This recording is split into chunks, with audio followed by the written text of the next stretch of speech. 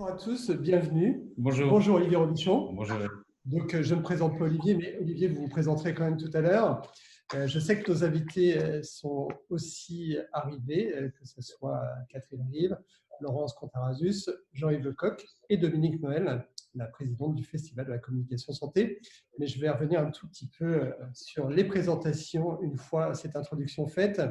Alors Olivier, comme je le sais, cette première rencontre Festicom Santé avec le soutien du LEM, le soutien du SNITEM, que nous remercions. Je sais que les gens du LEM et du SNITEM sont aussi dans la salle.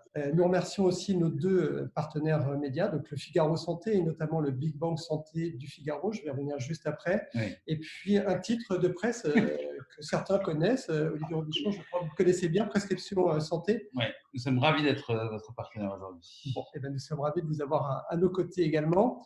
Juste quelques mots pour le Big Bang Santé, de 4 Big Bang Santé à retrouver dès 10h30 sur le lien que vous trouvez ci-dessous, donc www.lefigaro.fr/Big Bang Santé. Ça vous permettra d'y accéder sans avoir à vous identifier auparavant, parce que ça sera en direct sur la plateforme du Figaro. Donc, du coup, je vous invite tous à vous retrouver en ligne à partir de demain. C'est tous les jours à 10h30 et ça dure 1h30. C'est comme une émission télé. Alors, comme je le disais tout à l'heure, Olivier, nous avons à nos côtés 3 intervenants, que ce soit Catherine Rive, Laurence Contarazus ou Jean-Yves Lecoq. Donc, je vais revenir après vers vous, mesdames, messieurs, pour vous laisser vous présenter. Olivier Robichon, donc rédacteur en chef du quotidien Prescription Santé. Oui, absolument. Ça fait combien de temps maintenant, Olivier? Ça fait 13 ans exactement. 13 ans. Quasiment jour pour jour. Quasiment jour pour jour. Voilà. Bon anniversaire. Merci. Et quant à moi, je suis Eric Philippot, je suis vice-président du Festival de la communication santé, aux côtés de Dominique depuis quelques années. Ça fait bientôt 9 ans que nous travaillons ensemble avec Dominique.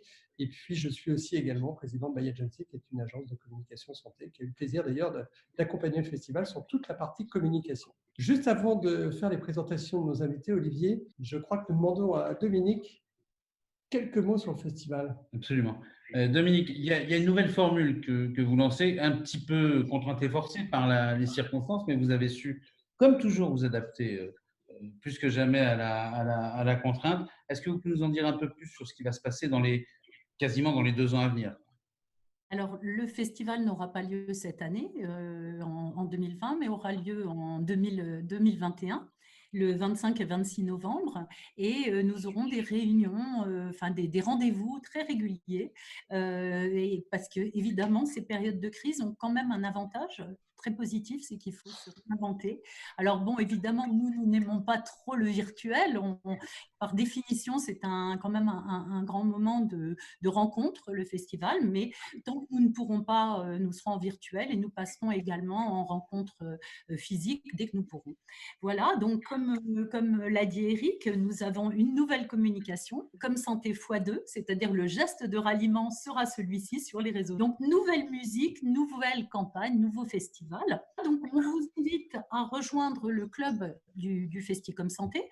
Ce club, vous aurez des informations, vous aurez des plans, des abonnements, des choses un petit peu qui vous permettront d'assister à des événements intéressants à des prix un petit peu réduits, à nos événements partenaires. C'est gratuit pour les gens qui sont venus au festival depuis les 5 dernières années. Et il y a une toute petite cotisation qui se déduira en grande partie lorsque vous viendrez au festival 2021. Dominique, je vous interromps. J'ai une question en direct pour Olivier Robichon devant tout le parterre des participants. Mais est-ce que si je suis membre du club Festicom Santé, je peux avoir une réduction en tant qu'inscrit sur le titre Prescription Santé en ligne? Ça, c'est une démarche traître. Il ne m'avait même pas demandé avant. Et oui, on va envisager, comme on a le bonheur chez Prescription Santé d'être partenaire de cet événement et qu'on tiendra évidemment au courant tous nos très nombreux et heureux abonnés de vos actualités. On va envisager la possibilité, mais une toute petite réduction. Alors, d'accord. Dominique, des rencontres.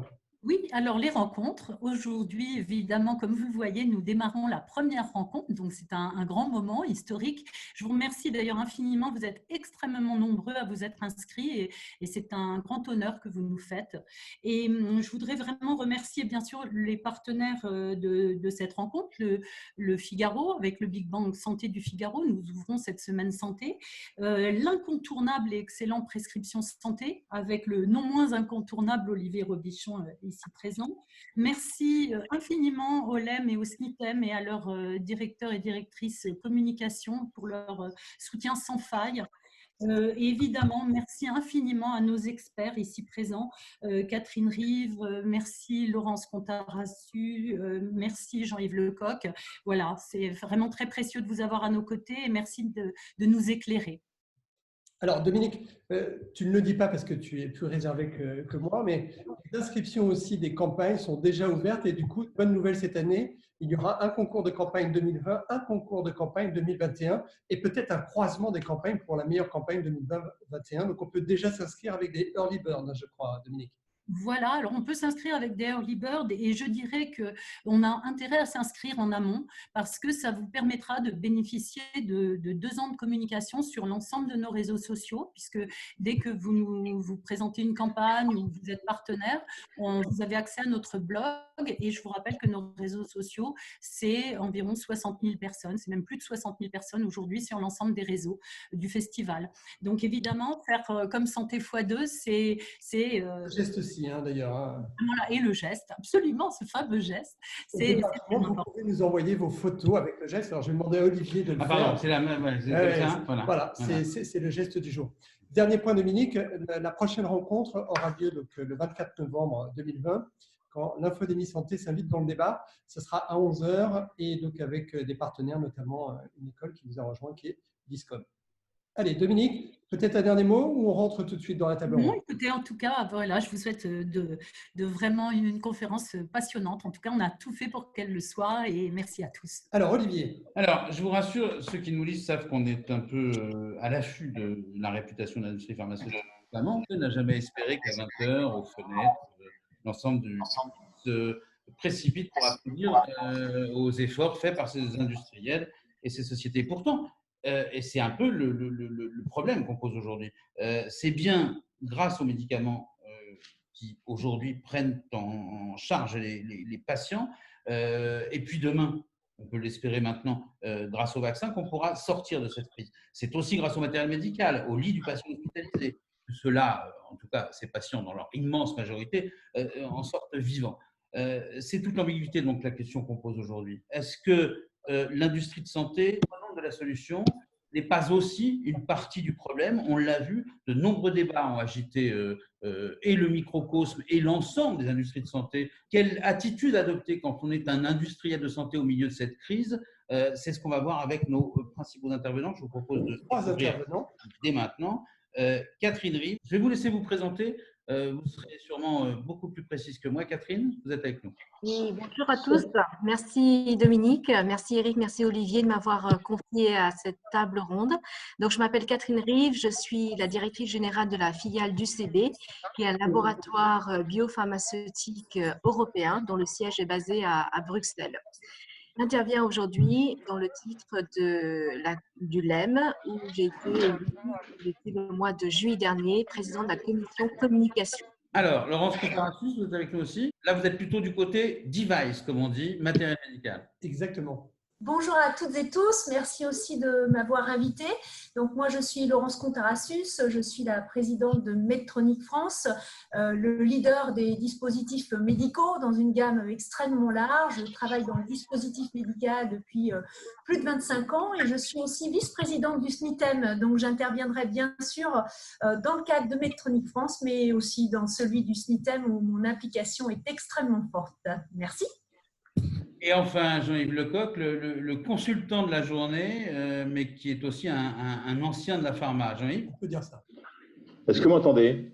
Très bien, Jean-Yves. Parfaitement. Très bien. Bonjour à toutes et à tous. Donc, je suis Jean-Yves Lecoq. Je suis effectivement un pilier de la pharmacie, puisque j'ai fait toute ma carrière chez GSK, en tout cas l'essentiel, pendant une vingtaine d'années, avec mes dernières fonctions sur la communication, affaires publiques Donc, je suis expert et gestion de crise au sein de GSK. Et j'ai créé ma société qui s'appelle Vertical Partners, qui est un cabinet de consultants qui se spécialise dans la gestion des crises et la communication de crise et la communication sensible. D'où ma présence aujourd'hui. J'espère que je vous ai apporté quelques éclairages. On l'espère, Jean-Yves, parce que c'est avec vous qu'on va commencer justement sur la première thématique qui nous intéresse aujourd'hui. Jean-Yves, vous êtes trop modeste pour le dire, vous n'êtes pas seulement un spécialiste, vous êtes l'un des meilleurs spécialistes de la gestion de crise en matière notamment de médicaments et plus globalement en matière de santé. Est-ce que la crise en matière de santé implique un comportement spécifique? Elle a des spécificités? Est-ce qu'on peut en dessiner un squelette particulier? Et est-ce qu'elle implique de la part de ceux qui communiquent des comportements très particuliers? Alors, on verra au fil de la conférence qu'il y a un socle commun dans toute crise. Maintenant, les crises sanitaires, et celle-ci particulièrement, revêt des caractéristiques 7 ou 8 qui sont très, très spécifiques et qu'il faut comprendre afin d'ajuster notre comportement. Ça va assez vite à comprendre. D'abord, toute crise sanitaire provoque un émoi considérable dans la population. Ça ne vous a pas échappé. Donc, la dimension émotionnelle sera un pilier fort de la communication. Deuxièmement, et je dois vous dire que moi, je suis ceux qui ne fait pas partie des contempteurs de la puissance publique, la gestion de ces crises est diabolique. Diabolique pourquoi? Parce que si on est en sous-réaction, on provoque en fait un syndrome de négligence. L'exemple a pu être par exemple la gestion de la crise canicule en 2003. Si on surréagit, c'est la panique. Et là, ça a pu être la condamnation, de mon point de vue assez injuste, de Roselyne Bachelot par la Vox Populi sur l'achat des vaccins. Mon Dieu, que serait-il passé si elle n'avait pas commandé de vaccin et que le H1N1 survienne? Donc, toujours très compliqué de se positionner.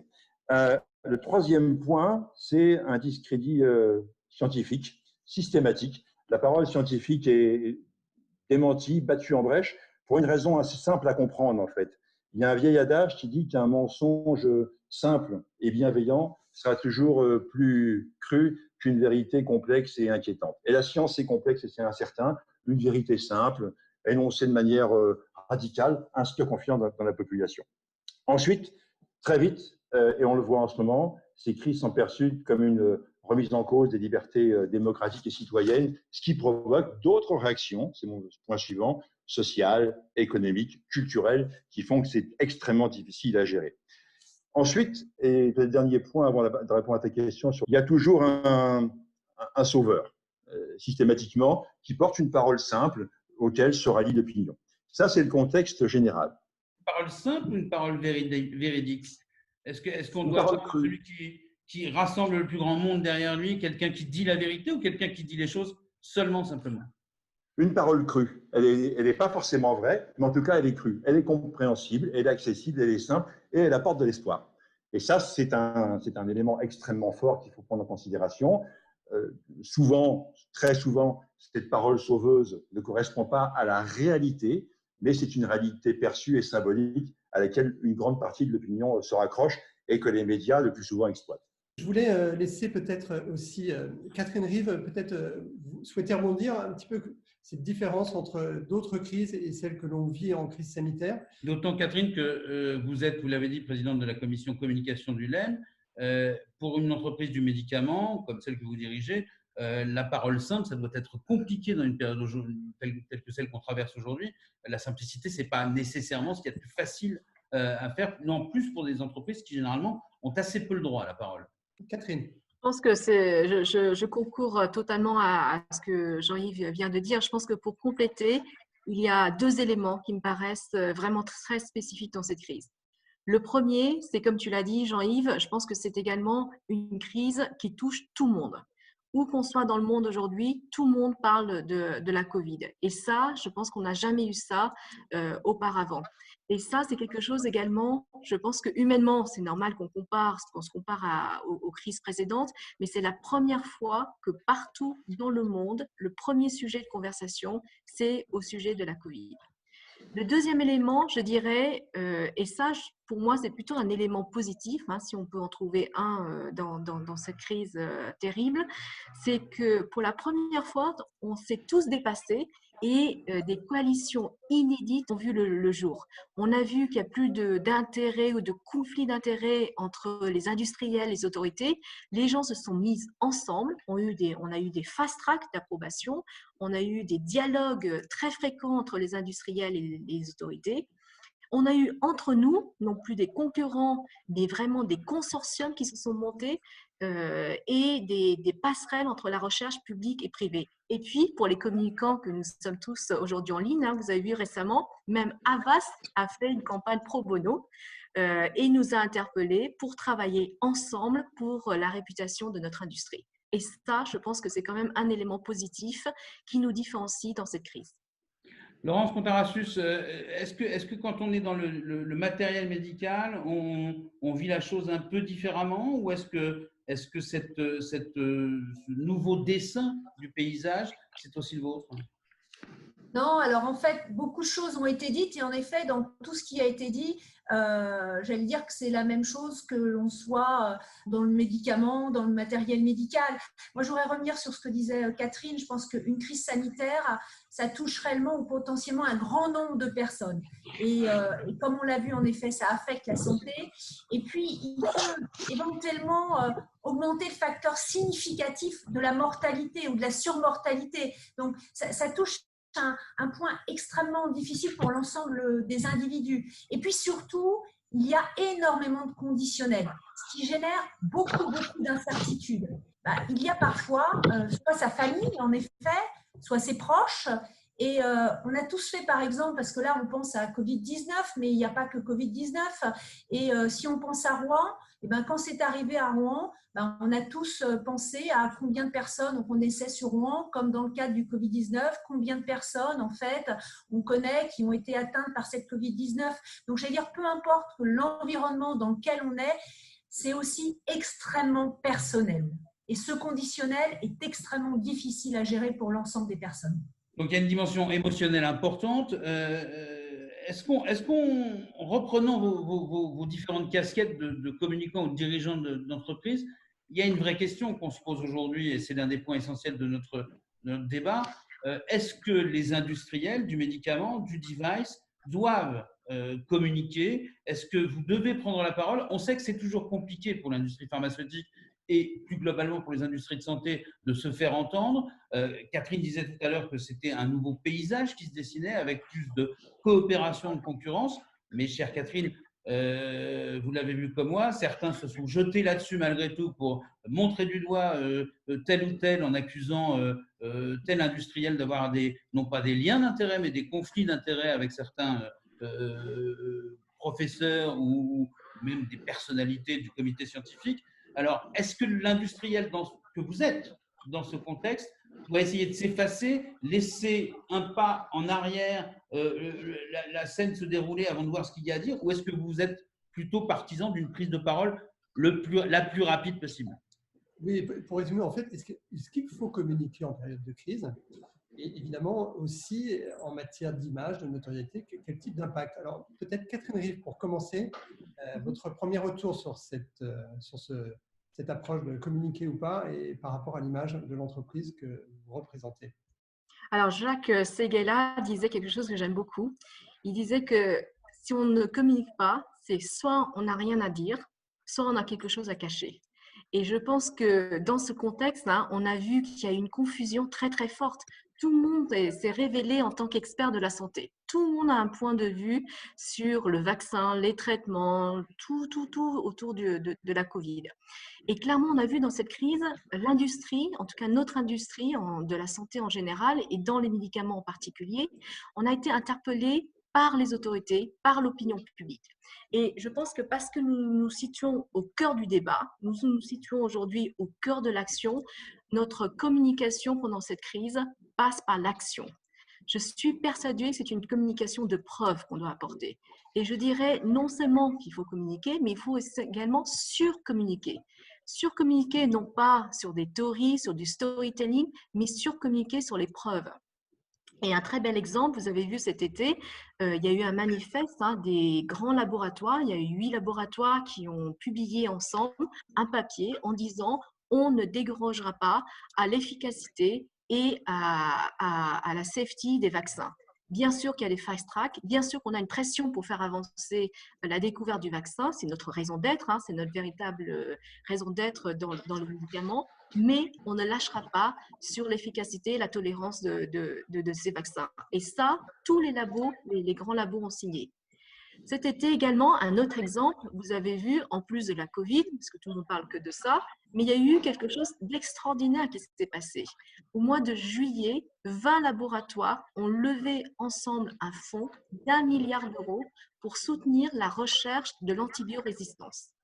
C'est un domaine qui est aujourd'hui très peu impliqué dans la R&D des différents labos, et ils ont levé ensemble, ils ont fait ce fonds avec un engagement de venir dans quelques années avec 3 ou 4 médicaments pour lutter contre l'antibiorésistance. Et ça, pour moi, c'est une communication de preuve. Donc, il faut être présent, il faut surcommuniquer. Un autre domaine, et ça, je parle au nom du LEM, c'est dans ce contexte extrêmement flou où il y a énormément de fake news, hein, et j'en avais parlé déjà l'année dernière au festival à Deauville, le LEM s'est engagé sur ce combat contre les fake news en santé. Je pense que c'est une véritable guerre et on a vu l'émergence sur les réseaux sociaux, même dans les journaux, d'énormément de fausses vérités dans le domaine de la santé. Et je pense que notre objectif au LEM, et en particulier au sein de la commission communication, c'est éviter que cette crise sanitaire ne devienne une crise informationnelle.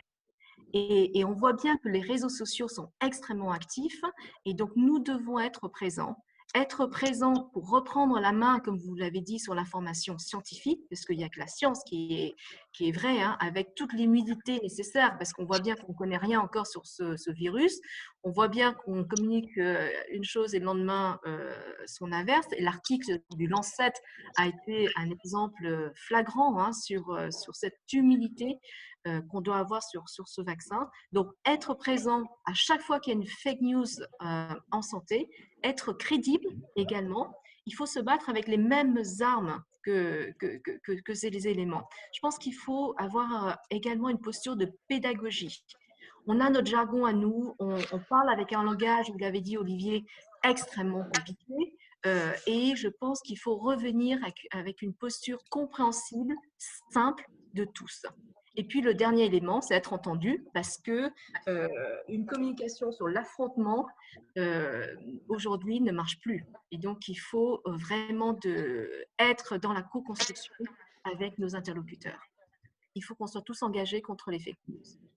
Laurence Contarassus, on a la même problématique, vous avez la même problématique vous aussi sur cette communication, vous avez la même prise de position, la volonté de parler et de parler de preuves? Alors, je suis tout à fait alignée avec ce que vient de dire Catherine, hein, c'est tout à fait valable dans le dispositif médical. Donc, communiquer, c'est peut-être la chose la plus importante. Communiquer en temps de crise sanitaire, j'allais presque dire que c'est vital par contre.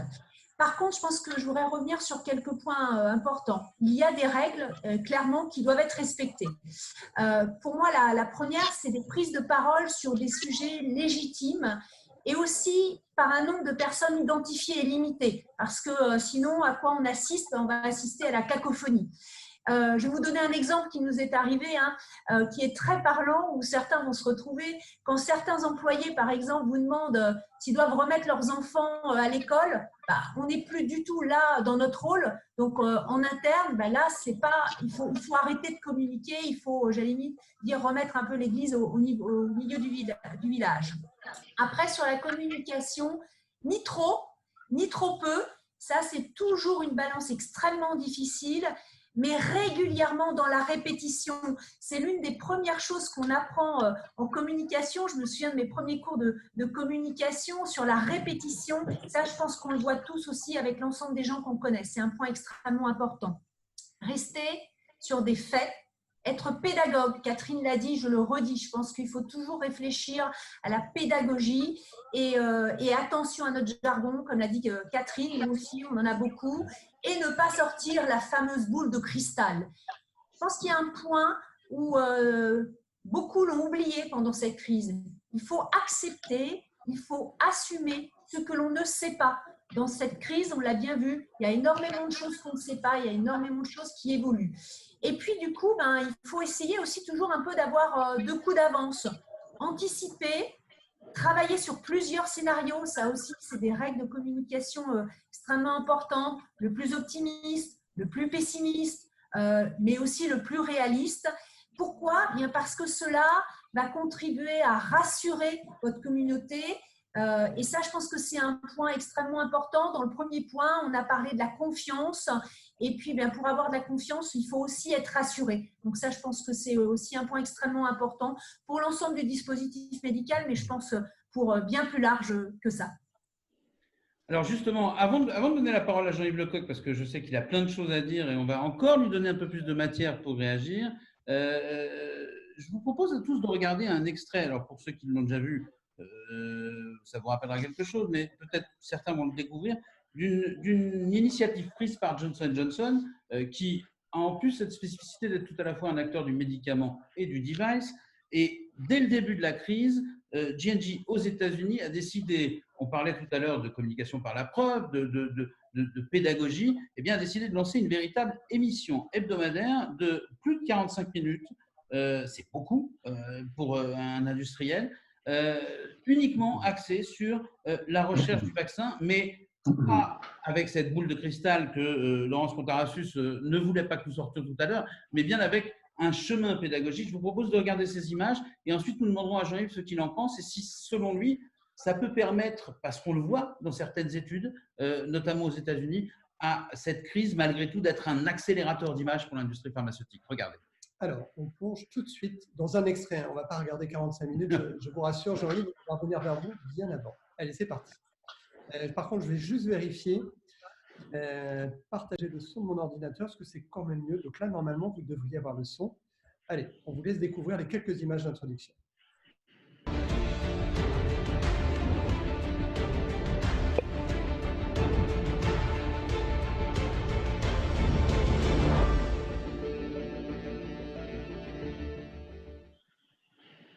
Hello, everyone. I'm Lisa Ling, and this is the Road to a Vaccine, an exploration of the COVID-19 crisis and the global community's efforts to develop a vaccine against the disease. We are coming to you live now, and I invite you to ask questions. And if you want to do so, put them in the comment section, and we will try to get them answered by our experts today. Alors, Jean-Yves, Lisa Ling, c'est, pour ceux qui le savent, une star de CNN que J&J a donc été chercher pour présenter cette émission. Un chiffre, 9 millions de vues sur la première série de 6 émissions, ce qui a convaincu J&J de relancer une nouvelle série d'émissions. Est-ce que c'est ça, selon vous, la bonne manière, entre guillemets, de communiquer en temps de crise? Est-ce que c'est une des parties de l'arsenal qu'on doit mettre en place? Alors, deux choses, hein, Jean-Yves. On vous laissera rebondir aussi sur les propos, voilà, de Laurence et de Catherine. Mais Jean-Yves, allez, petite réaction à chaud sur le film. Est-ce qu'on peut faire ça en France? Alors, je découvre le film que je ne connaissais pas, à vrai dire. Ma première réaction est une réaction peut-être de réserve, de prudence. Il faut se mettre dans le contexte dans lequel nous intervenons, qui est la France ou l'Europe en l'occurrence. D'ailleurs, je vois que J&J n'a pas déployé en Europe à ma connaissance, je serais assez prudent sur une communication pro-domo, pas pro-bono celle-ci, mais pro-domo sur la vaccination portée par un industriel dans le contexte dans lequel nous sommes. Et je ne conteste en rien le bien fondé de cette campagne aux US. Pourquoi je dis ça? Parce que, bien sûr, on a une forme de légitimité. Personne mieux qu'un industriel ne connaît mieux son vaccin et son produit pour en parler, pour le faire valoir. Maintenant, est-ce que cette parole, dans le contexte européen, c'est intéressant de le tester d'ailleurs, hein, est-ce que cette parole, dans le contexte européen, c'est génératrice de bienfaits ou de critiques? Pour moi, la question est posée et je crois y percevoir une forme de réponse, un peu d'hostilité. Tout à l'heure, quelqu'un disait il faut être légitime sur notre communication. Nous le sommes pleinement sur nos produits. Il faut que cette légitimité soit également perçue par l'audience. Et là, il pourrait y avoir un point d'écart. C'est un peu mon réaction. Je trouve que cette com est sans doute super. Je vais la regarder. Je serai prudent sur un déploiement, en tout cas à ce stade en France. Je salue complètement l'initiative des 8 laboratoires ou 9 laboratoires qui sont engagés sur la robustesse de la recherche clinique et de l'évaluation. Franchement, c'est une démarche unique, sans précédent. Il y a Sanofi GSK qui s'est aussi allié pour faire un vaccin. Donc là, il y a un effet de concorde. Il me semble que je ne gâcherai pas cet effet très bénéfique par quelque chose qui pourrait être perçu comme promotionnel. Je le mets encore dans le contexte européen et je ne critique en rien la campagne US. Alors maintenant, est-ce que ce n'est pas un réflexe systématique de l'industrie pharmaceutique désolé de vous secouer un petit peu, mais de s'abriter derrière cette crise d'image pour dire oui, mais comme on a ce problème d'image, est-ce que si on recommunique, est-ce qu'on ne va pas en rajouter un peu? Est-ce qu'à force d'être un peu comme ça sur la réserve, on ne finit pas par se taire beaucoup plus souvent qu'il le faudrait en tout cas? Peut-être. Alors franchement, je suis ouvert à cette discussion et je dis qu'il faudrait tester. Faudrait tester. En notant bien que les reproches… C'est que depuis que, notamment cette campagne, mais beaucoup de labos ont communiqué. Il y a une deuxième saison en plus. Oui, il y a une deuxième saison. Harris Poll fait une étude d'image sur l'ensemble des secteurs. L'image de l'industrie pharmaceutique s'est nettement améliorée. Elle était parmi les plus basses, sinon la plus basse. Je crois qu'il y avait 33% de personnes qui avaient une bonne image seulement. Ce pourcentage est maintenant de 47 à 48% selon les dernières études. Alors, c'est vrai que les Américains réagissent différemment, mais bon, est-ce qu'on n'est pas un peu trop frileux malgré tout, en France notamment, en Europe peut-être, mais en France. J'espère ne pas avoir envoyé un message de frilosité. Dans mon métier, je dois viser l'efficacité pour moi et pour mes clients. Donc, est-ce que l'efficacité, c'est être satisfait, s'auto-satisfaire, si je puis dire, d'une campagne qui nous intéresse et qui nous séduit, ou est-ce que c'est évaluer l'impact sur l'opinion qu'on vise? C'est là où je dis que ça mériterait d'être testé. Il n'y a pas de frilosité, en notant bien d'ailleurs qu'en ce qui concerne la France au moins, l'image de l'industrie sur son médicament, son savoir, sa science, sa capacité à soigner, à prendre en compte, à y participer en tout cas, n'est pas tant sous le feu des critiques aujourd'hui. Les critiques aujourd'hui portent plus sur la relation avec les pouvoirs publics, avec les médecins, cette espèce de halo, de collusion, voire même de corruption. Donc le débat ne se pose pas forcément ces termes-là. Le médicament a plutôt, si je puis dire, bonne presse, et il est réclamé.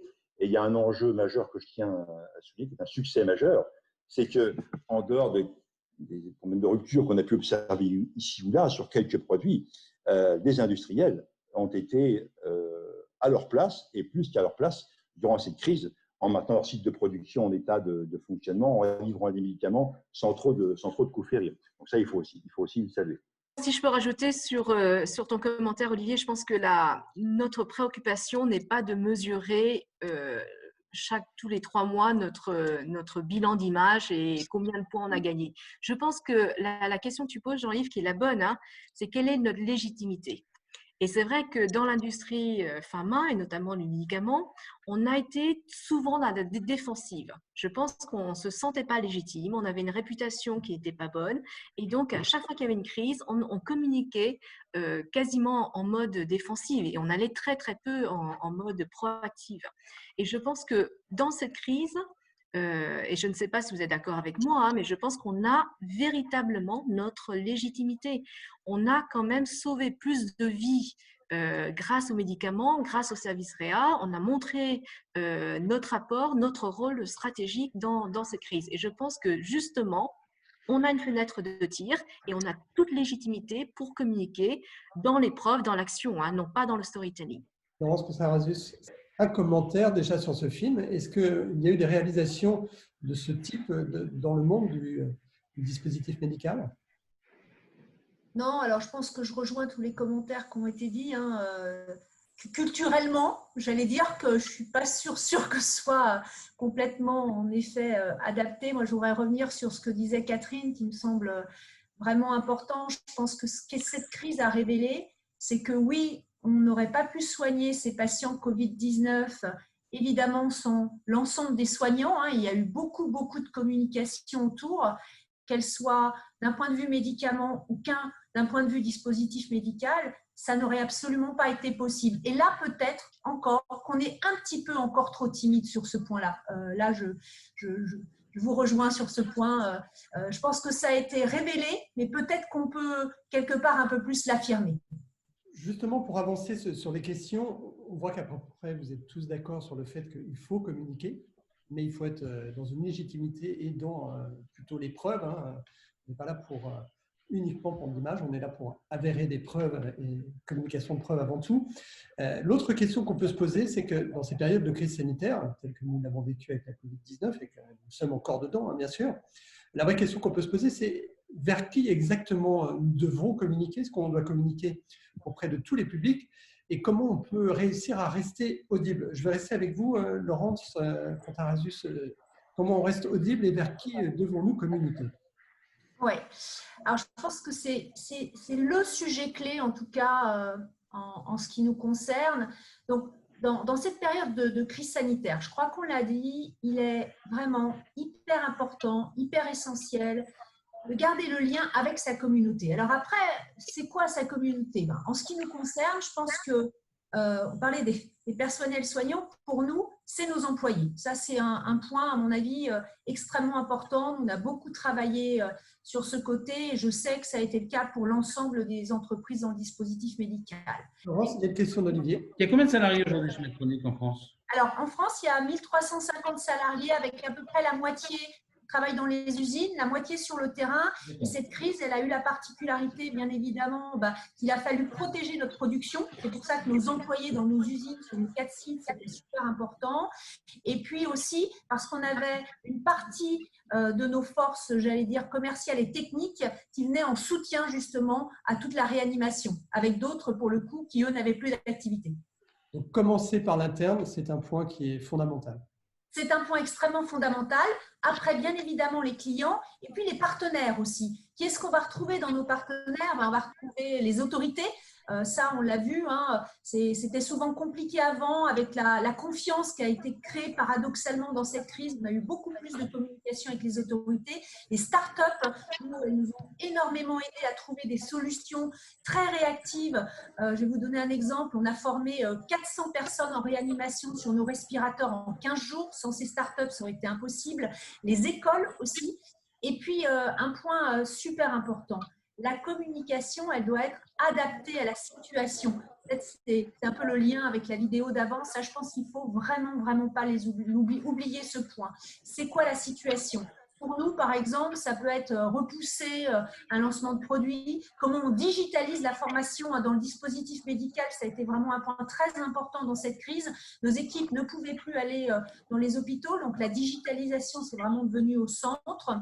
Et comment on propose, j'allais dire, de nouveaux contenus ciblés aussi pour les questions liées à la crise sanitaire, parce qu'il y en avait beaucoup.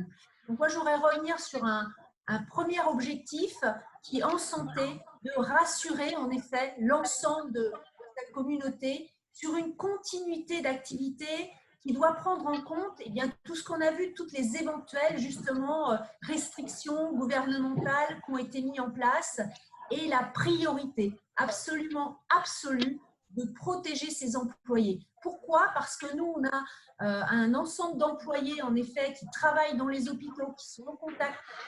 Et au bout, il y a des patients. Et il n'y avait pas que des patients Covid-19, il y a aussi tous les autres patients. On l'a un peu oublié pendant cette crise, mais ça, c'est vraiment un point extrêmement clé que j'aime à rappeler.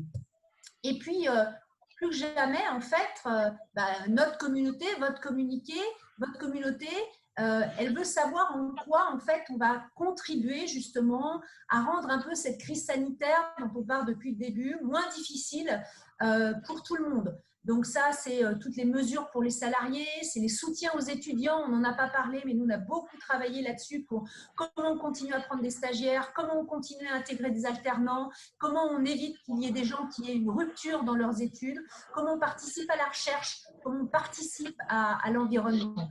Et puis peut-être un dernier point important pour moi, les marques qui sont concernées de près par une crise sanitaire, elles doivent communiquer en fait sur deux volets, la continuité d'activité et sa contribution. Et puis pour être audible, je crois qu'il y a un point qu'il ne faut jamais oublier. Il faut être légitime sur le sujet, d'où un peu aussi encore le retour avec les vidéos, et être humble. L'humilité, ça je pense que dans une crise c'est extrêmement important. Ça permet d'avoir justement avec sa communauté une communication régulière. La balance, toujours la même, ni trop peu, ni trop, authentique et empathique. Et peut-être qu'on peut revenir sur quelques j'allais dire, tips and tricks dans toutes les communications internes, hein, qu'on appelle les RS, qu'elles soient internes ou externes. Eh bien, on peut avoir des outils, en fait, et si on a bien anticipé la construction de son réseau, parce que là aussi, hein, ce n'est pas pendant la crise qu'on va construire un réseau, c'est avant la crise, et ça, beaucoup de sociétés, entre autres dans le dispositif médical, on l'a vu, l'avaient complètement oublié, et ça, c'est des éléments clés. On peut avoir les vidéos, on peut avoir les webcasts, on peut avoir les podcasts. L'omnicanalité est fondamentale pour vraiment dispatcher ce que l'on a à dire. On sent le communicant. Hein. Voilà, exactement. Et pas oublier hein, l'agilité, ça je pense que c'est super important, s'adapter sur la forme et sur le type de média. Catherine, cette mobilisation de la communauté, on sait que beaucoup de labos ont travaillé là-dessus. Est-ce que, avec aussi, j'imagine que c'était le cas aussi pour Medtronic, une dimension de fierté peut-être en interne, essayer de la travailler, de la faire fructifier. Quels sont les autres sujets? Alors, vous allez nous dire si chez UCB et dans le reste de l'industrie pharmaceutique, ça a été aussi la règle. Et quel autre sujet, selon vous, mérite que l'industrie pharmaceutique prenne la parole? Est-ce qu'il y a malgré tout, sans jouer des voyants, quelques éléments sur lesquels les labos doivent oser communiquer? Peut-être avant de répondre à ta question, Olivier, je pense que pour revenir à ce que vient de dire Laurence, aujourd'hui, on voit bien qu'il y a une perméabilité très, très forte entre les différents acteurs, entre les différents canaux. Chez nous, par exemple, notre CEO est français, donc il est omniprésent sur l'actualité en France. Donc, ce que nous communiquons en interne se relaie également non seulement vis-à-vis des collaborateurs, mais également avec la maison mère, parce qu'on avait des calls chaque semaine, on a toujours d'ailleurs des calls chaque semaine, pour rassurer la maison mère, parce qu'il dit dans la presse que la France est en couvre-feu, que la France est dans une situation très rouge. Donc, qu'est-ce que ça veut dire très rouge par rapport à la Belgique, par rapport à la Suède, par exemple? Donc, il y a une perméabilité qui fait qu'aujourd'hui, notre communication, elle doit être cohérente, vraiment vis-à-vis des autorités, vis-à-vis des professionnels de santé, mais également vis-à-vis de l'interne. Sur les sujets, je pense qu'il n'y a pas énormément de sujets sur lesquels on peut communiquer aujourd'hui. Nous, notre raison d'être dans les industries du médicament, c'est quand même de trouver le vaccin, parce qu'aujourd'hui, tout le monde parle que de ça, de sauver des vies et d'aller sur l'innovation. Je pense que tout le reste est vraiment peu audible aujourd'hui. Donc, communication sur des sujets comme notre raison d'être, notre légitimité, encore une fois, je pense que c'est le sujet qui revient souvent dans notre communication. Catherine, merci. Tu m'offres un lien absolu avec ce que nous voulions vous montrer juste après. Avant, encore une fois, de faire réagir Jean-Yves Lecoq, c'est notre couteau suisse, Jean-Yves, donc on en profite. On parlait de ce vaccin. Je vous propose de regarder, parce qu'il y a un vrai sujet qui va quand même arriver très très vite, en tout cas je l'espère, sur la problématique de la communication, c'est le sujet effectivement du vaccin et de l'adhésion. On sait qu'on a un vrai problème en France à cette vaccination. Dans certains pays, et là on n'est pas de l'autre côté de l'Atlantique, on est de l'autre côté de la Manche, certains laboratoires comme GSK ont d'ores et déjà décidé de communiquer sur ce point, non pas en communiquant sur l'espoir d'un vaccin anti-Covid contre la Covid-19 d'ici peu, mais de travailler sur la problématique du vaccin, parce qu'elle existe aussi outre-Manche. Je vous propose de regarder le spot. Il a à peine quelques jours, j'exagère, mais on va dire 3 semaines. Il est tout récent. Il est signé d'un laboratoire. Et ça, et Jean-Yves, j'espère que vous allez nous répondre là-dessus, et ça, l'industrie pharmaceutique, le LEM ou un labo en France pourrait parfaitement le diffuser. Je pense que ça ne poserait aucun problème légal. Vous nous direz ce que vous en pensez. Écoutez, normalement, on a pu le voir déjà en avant-première sur Prescription Santé. Oui, mais comme d'habitude. Évidemment. Allez, je vous laisse plonger dans les images.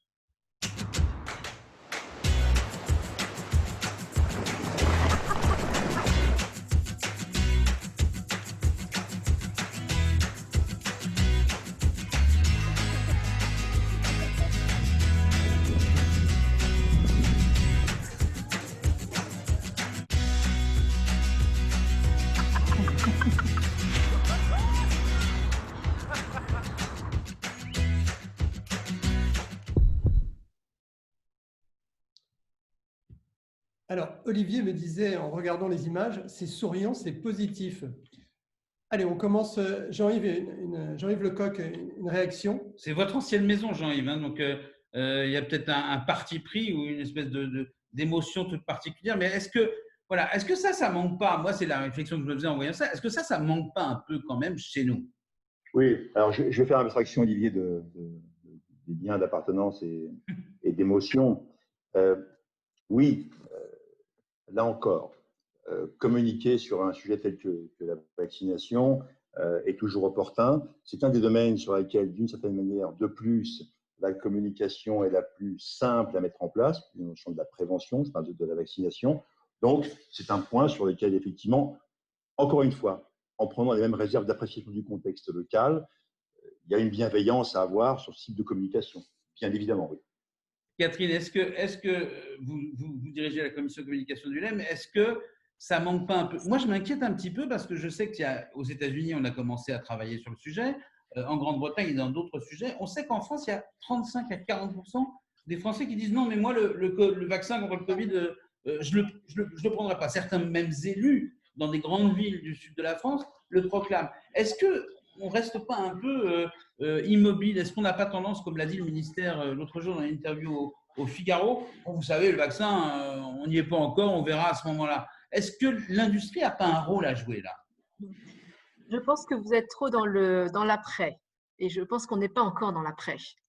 Clairement, aujourd'hui, vous avez vu le CEO de Pfizer. Allez voir sur la page de Pfizer. Oui. Il a publié un mot en disant avec tous les warnings possibles sur les vaccins.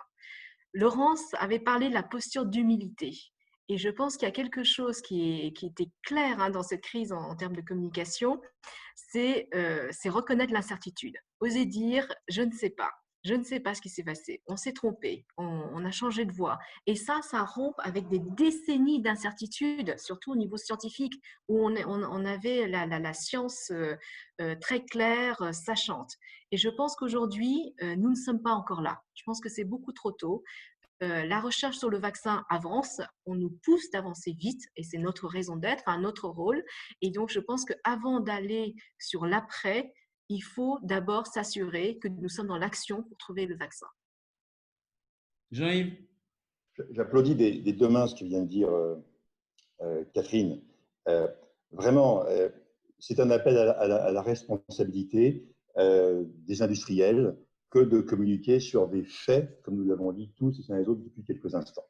Et s'aventurer sur un territoire qui, nous le savons, est un territoire encore pavé d'inconnus sur les vaccins, leur efficacité, notre capacité à les fabriquer, à les mettre en place dans les délais attendus, appelle, je crois, la prudence. La prudence, c'est aussi la responsabilité et c'est aussi l'humilité. Moi, je suis dans ce camp-là. Donc, il y a une bienveillance lorsque nous aurons des éléments factuels et tangibles de communication qui seront des éléments aussi validés.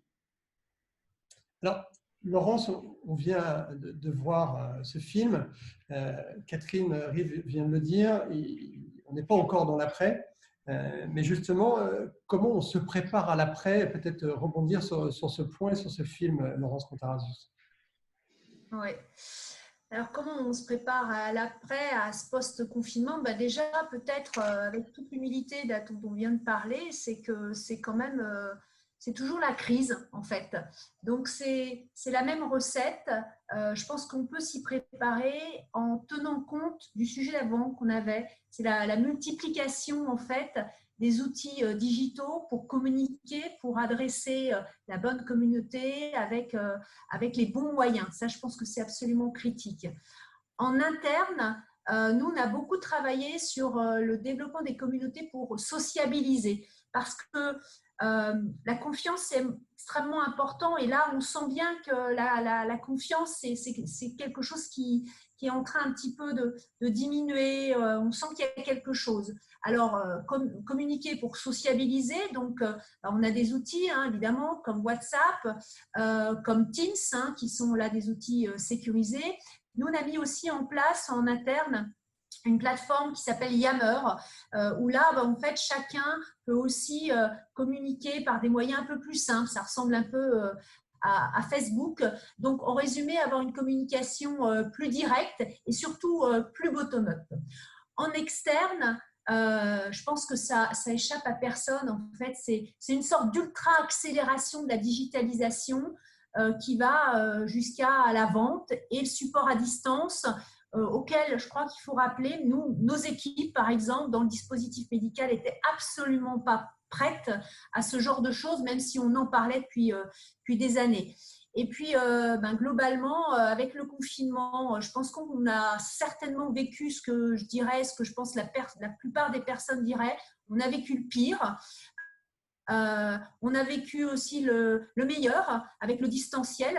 Et peut-être, j'aurais envie de conclure en disant que le plus important, et je pense que ça doit être quelque chose à quoi on doit penser tous les jours, c'est comment garder le meilleur et comment laisser de côté en fait le pire, parce qu'il y aura un avant et il y aura un après. Donc, si on veut être positif, utilisons tout le meilleur de cette communication pour l'après. Catherine Rive, justement pour rebondir sur ce que vient de nous évoquer Laurence Contarasus, on se prépare déjà à l'après ou c'est trop tôt? Moi, je pense que c'est beaucoup trop tôt. Je pense il me semble que les fondamentaux de la communication sont inchangés. Je pense que le contenu, les formes, etc., mais les fondamentaux restent inchangés. C'est-à-dire qu'il faut être impactant, il faut avoir une communication qui cherche à améliorer la confiance, surtout en ce moment. Là où on peut peut-être avoir un impact plus fort aujourd'hui, c'est d'être peut-être un peu plus disruptif. Par exemple, avec le LEM, on a réalisé la semaine dernière une grande première à l'initiative de la commission communication, qui était un échange avec des internautes. Alors, c'était une grande première pour nous, déjà pour le LEM, d'aller sur les réseaux sociaux, un échange en direct avec les internautes et répondre à toutes les questions qui peuvent se poser sur les industries du médicament. Et je peux vous dire que personnellement, c'était une expérience extraordinaire parce que vous êtes déjà un public qui est en permanence sur leur téléphone, alors que j'apprends à mes enfants qu'il faut lâcher le téléphone et regarder les gens dans les yeux. Et là, tout le monde était sur le téléphone et je crois qu'en ligne, on avait à peu près une centaine d'internautes qui étaient en direct et qui posaient des questions autour des pénuries, autour du prix. Voilà. Catherine, voilà. Tout ça va être mis en ligne, selon mes informations, et si je ne suis pas mal informé, cela va être mis en ligne bientôt. Enfin, l'essentiel des échanges sera mis en ligne par le LEM, probablement après un très gros papier dans Prescription Santé. Toi, tu es toujours mieux informé que nous tous, Eric. Olivier, pardon. Donc, Jean-Yves, le travail sur l'après est quelque chose qui vous mobilise déjà? Alors, il est trop tôt, bien évidemment, sachant que l'échéance n'est même pas déterminée. Nous sommes sur encore plusieurs mois de difficultés qu'il faut anticiper et auxquelles il faut se préparer. En revanche, l'exemple que vient de donner Catherine à l'instant est excellent. Ce qu'a fait l'ILEM, ça, c'est l'après. Et tout à l'heure, par rapport à une communication, on va dire assez unidirectionnelle, qu'on a déjà évoquée, que l'institution se confronte, non pas au message qu'elle veut passer, mais répondre au message qu'on a besoin d'entendre, ça change la posture. Et ça, c'est l'après. J'espère que ce n'est pas un coup d'épée dans l'eau et que ça préfigurera une nouvelle communication plus ouverte de l'industrie par rapport à ses consommateurs et à ses détracteurs qui sont souvent un peu les mêmes. En revanche, donc, difficile de se projeter à un demain qui n'est pas encore daté.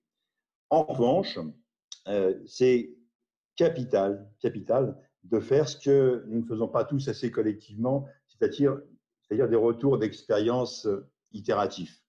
Et je reprends les points de Laurence. Qu'est-ce qui a fonctionné? Qu'est-ce qui n'a pas fonctionné? Que peut-on corriger? Et d'ailleurs, un exemple. On a dit, et moi le premier, j'ai dit cette crise sanitaire est sans précédent et inédite. C'est vrai d'une certaine manière, mais c'est faux d'une autre. À savoir que nous avons eu le HIV, le Creutzfeldt-Jakob, le H1N1, les SARS, le SRAS. Donc des crises sanitaires, on a été confrontés à de très nombreux exemples. Si on commence par dire les uns les autres, c'est inédit, on n'a jamais été confronté à ça, c'est aussi une façon de dire, finalement, nous ne sommes pas prêts. Et nous ne sommes pas assez préparés, définitivement. Donc, je pense qu'en tant qu'industriel, je parle à Catherine et Laurent, c'est ce que vous faites, je crois, certainement se dire, OK, qu'est-ce qui marche bien là? Et à quoi on doit se préparer? Ça, il faut le commencer maintenant, parce que si on le commence à la fin de la crise, il sera résolument trop tard. Et c'est difficile de mobiliser des énergies pour analyser et corriger, alors que tout le monde est aujourd'hui avec les fers au feu. Je terminerai rapidement sur ce que disait, je crois, Laurence et Catherine, d'ailleurs, sur l'interne. Cette crise est une crise d'information comme toutes les crises. Et qui maîtrise l'information maîtrise en fait l'agenda et ses messages. nos salariés, vos salariés, sont exposés, comme tous les citoyens de France aujourd'hui, à un chaos d'informations, à indécryptable en tant que tel. Et l'employeur, et ça c'est une enquête d'Edelman qui a été faite au mois d'avril, je crois, l'employeur est connu pour être une source d'information fiable auprès de ses salariés. Donc, on dispose, en tant qu'industriel, 1300 salariés chez Medtronic, des milliers, des centaines de milliers en France. On a un levier là activé durant cette crise qui va être longue pour garder le lien, pour informer, pour décrypter. C'est fondamental. Il est possible d'ailleurs que dans nos sociétés, dans vos sociétés, pardon, vous perceviez des silos faibles, comme on dit en crise, de désengagement, de lassitude, de fatigue. Et c'est capital d'être axé sur ce sujet-là parce que là, on a un moyen d'action parce que nous sommes. Alors, Catherine, Laurence et Jean-Yves, même si moi, je suis un peu déçu parce que je m'étais dit, il y en a peut-être un qui va nous annoncer le lancement d'une grande campagne internationale. Mais c'est vrai que de ma position de journaliste, c'est plus facile. Et puis ce que je vois chaque jour en essayant de guetter l'actualité internationale de la communication santé fausse peut-être un peu mon regard, comme vous l'avez un petit peu comme vous me l'avez fait remarquer, gentiment, mais quand même, comme vous me l'avez fait remarquer. On vous a demandé, pour conclure cette session, à chacun d'entre vous de nous poser deux idées fortes qui vous appartiennent et de nous les commenter. Et on va demander à Catherine de lancer le premier feu. Catherine, on peut avoir vos idées et vos commentaires, s'il vous plaît. Alors moi, je choisis deux. Le premier, c'est clairement, je pense qu'on a une fenêtre de tir unique. Et je suis quelqu'un d'assez optimiste, donc je me dis que cette pandémie nous met vraiment au cœur du débat public. Et nous n'avons jamais été aussi légitimes pour faire connaître notre utilité sociale. Je pense qu'on est tous très fiers. Il y a 100 000 collaborateurs dans les industries du médicament. Et je pense qu'il faut dépasser les polémiques du passé. Il faut dépasser cette réputation qui nous colle et vraiment faire savoir vont être indissociables. Et la communication aujourd'hui doit incarner de l'action. Et on doit être très, très fiers de l'action que nous menons. Et c'est le message que j'avais envie de porter à tous les communicants. Et aujourd'hui, plus que jamais, le rôle du communicant est devenu extrêmement stratégique. Merci Catherine. Laurence, vos idées fortes à vous et vos commentaires, s'il vous plaît. Oui, en fait, moi je suis vraiment extrêmement en ligne, j'allais dire, avec ce que vient de dire Catherine. Ma première, en effet, c'est sur la légitimité. Je pense qu'en période de crise, il est essentiel de communiquer pour garder le lien avec sa communauté, justement, en restant factuel et humble. Et c'est aussi comme ça qu'on va vraiment réussir à regagner cette légitimité, parce qu'on a parlé de la légitimité et de la reconnaissance de tout le médicament, mais il y a un énorme travail à faire en termes de dispositif médical. Alors, pour une raison, en fait, un peu différente, c'est que quand on parle de dispositif médical, on va du pansement, en passant par le pacemaker, par le stent, par l'IRM. C'est extrêmement large. Les gens ont beaucoup de mal à s'y retrouver. Donc là, c'est aussi un moyen, en fait, de revenir vers notre communauté. Et puis moi, j'ai un deuxième point qui, pour moi, est extrêmement important. C'est que les solutions, ça se co-construit. Donc là, le deuxième point, c'est vraiment établir des rapports de confiance, on en a parlé, avec ses interlocuteurs, c'est extrêmement clé. Sans confiance, en fait, on ne peut pas, on s'interdit de co-construire, justement pour trouver des solutions, pour dépasser cette crise. Et là aussi, je pense que dans le monde du dispositif médical, on a manqué beaucoup de confiance. On a vu que cette crise, elle avait permis justement de remettre justement de la confiance avec l'ensemble de tous les acteurs. Donc, c'est comment on ne la perd pas et c'est comment on travaille ensemble. Ça, c'est déjà quelque part un message que je portais avant la crise, que je porte pendant la crise et que je porterai après la crise. Voilà, un message très militant, Laurence Contarassus.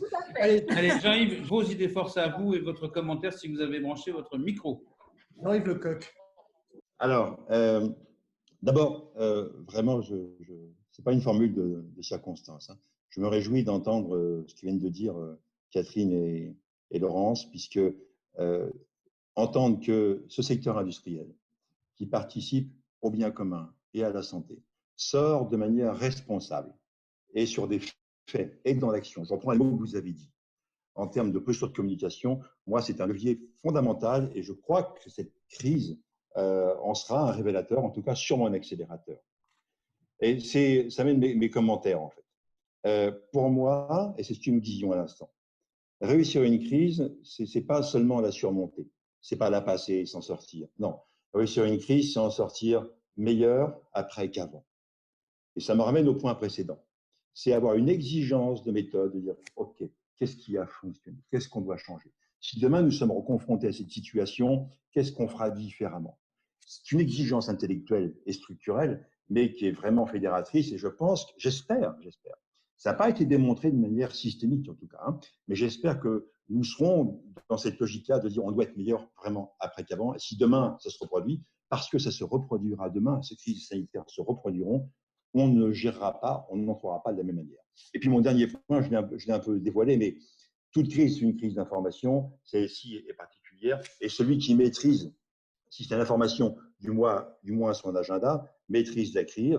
C'est un deuxième enseignement qui est capital dans une gestion de crise telle que la crise sanitaire. Voilà un peu mes messages qui me tiennent à cœur. Alors, merci en tout cas à vous trois d'avoir pris le temps de partager. Merci à Olivier Robichon de nous avoir accompagnés. Merci à vous. Alors, évidemment, il y a des questions sûrement pour les uns et les autres, pour les participants. Ce que nous vous proposons avec Dominique Noël, c'est de nous envoyer vos questions sur contact@festicom santé. Nous les transmettrons soit à Jean-Yves Lecoq, soit à Laurence Contarazus, soit à Catherine Rive. Donc, du coup, on essaiera d'y répondre parce que sinon, le timing serait un peu trop long. Donc, en tout cas, merci mesdames, merci Dominique, merci Jean-Yves, merci Olivier. Merci Eric. On se retrouve donc le mardi 24 novembre 2020, ça sera à 11h, donc sur la suite un petit peu d'ailleurs, parce qu'on parlait de cacophonie, on parlait de brouhaha dans l'information, et là on va parler d'infodémie. Là j'aurais plein de choses à dire aussi. Hein, ben voilà, il va falloir que nous réinvitions Olivier Robichon, qui pourrait être de nouveau notre partenaire média, ça va devenir un duo. Merci en tout cas, nous vous souhaitons une bonne fin de journée, merci de vous être prêtés au jeu, et rendez-vous donc dans un peu plus d'un mois. Merci beaucoup. Merci beaucoup. Au revoir. Bon appétit. Merci à vous.